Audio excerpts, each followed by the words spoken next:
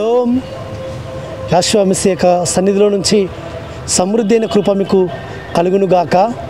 ప్రియులారా, అనుదినం కూడా ఉదయమునే వేకుజామున ఆయన సన్నిధిలో లేచి ఆయన ఆరాధించి గణపరిచి అనుదిన కృపలు వింటున్న ఆయన యొక్క భక్తులారా, మీరు ఏ విధంగా పరమతండ్రి చేత ఆస్వాదింపబడుతున్నారో, ఆ పరమతండ్రి సన్నిధిలో నుంచి ఏ విధంగా మీరు మేలు పొందుకుంటున్నారో ఒకసారి గ్రహించి ఆయన్ను స్తుతించండి, ఆయన గణపరచండి. కాబట్టి అనుదినము కూడా మనకిస్తున్న క్షేమాన్ని బట్టి, మనకిస్తున్న ఆరోగ్యాలను బట్టి, మనకిస్తున్న ప్రతిదిన దీవెనను బట్టి ఆ పరమతండ్రిని స్తుతించండి బిడ్డలారా. ఈ దినము కూడా అనుదిన కృపలో వస్తున్న లేఖనాలు మనం ధ్యానిస్తుంటుంటే ఆదికాండము 22వ అధ్యాయము 17వ వచనంలో పరమతండ్రి తెలియజేస్తుంటున్న మాట, నేను ఆశీర్వదించి ఆకాశ నక్షత్రములను సముద్ర తీరమందర ఇసుకవలను నీ సంతానమును నిశ్చయముగా విస్తరింపజేసేదను, నీ సంతానమును నిశ్చయముగా విస్తరింపజేసేదను. ఈ మాట మన మూలపితుడైన అబ్రహాం గారికి పరమతండ్రి వాగ్దానం చేస్తూ వచ్చాడు.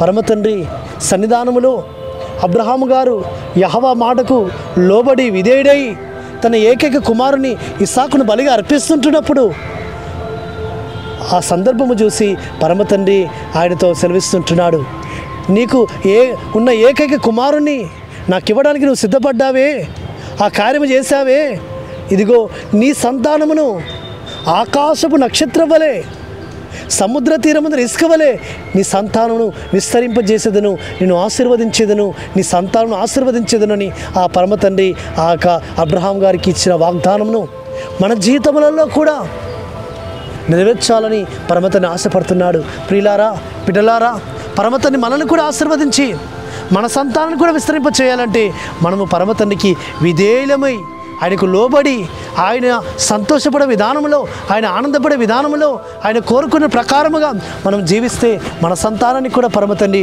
ఆయన విస్తరింపజేసే నాథుడు, మన సంతానానికి తోడుగా ఉండే నాథుడు, మన సంతానాన్ని కూడా విస్తరింపజేసే నాథుడు. కాబట్టి నేటి దినంలో ఇజ్రాయేలీలు ఈ దినంలో ఆ స్థితిలో ఉన్నారు అంటే అబ్రహాం గారికి ఇచ్చిన వాగ్దానాన్ని పరమతండ్రి జ్ఞాపకం చేసుకుంటున్నాడు.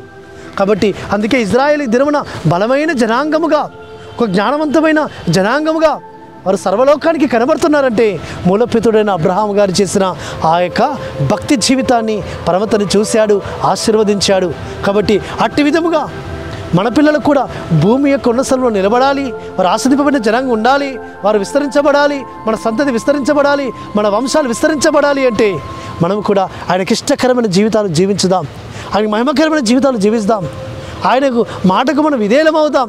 అట్టి విధంగా ఆ పరమతండ్రి మనల్ని కూడా ఆశీర్వదించి మన సంతానాన్ని కూడా విస్తరింపజేస్తాడు. మన సంతానాన్ని కూడా బలవంతమైన జనాంగముగా, ఒక బలమైన జనాంగముగా, ఒక జ్ఞానవంతమైన జనాంగముగా మన సంతానాన్ని కూడా పరమతండ్రి నిలబెడతాడు. అట్టి విధమైన కృప ఆ పరమతండ్రి మనకును, మన కుటుంబాలకును, మన సంతతికి, మన రాబోయే తరాలకును ఆయన అనుగ్రహించును గాక.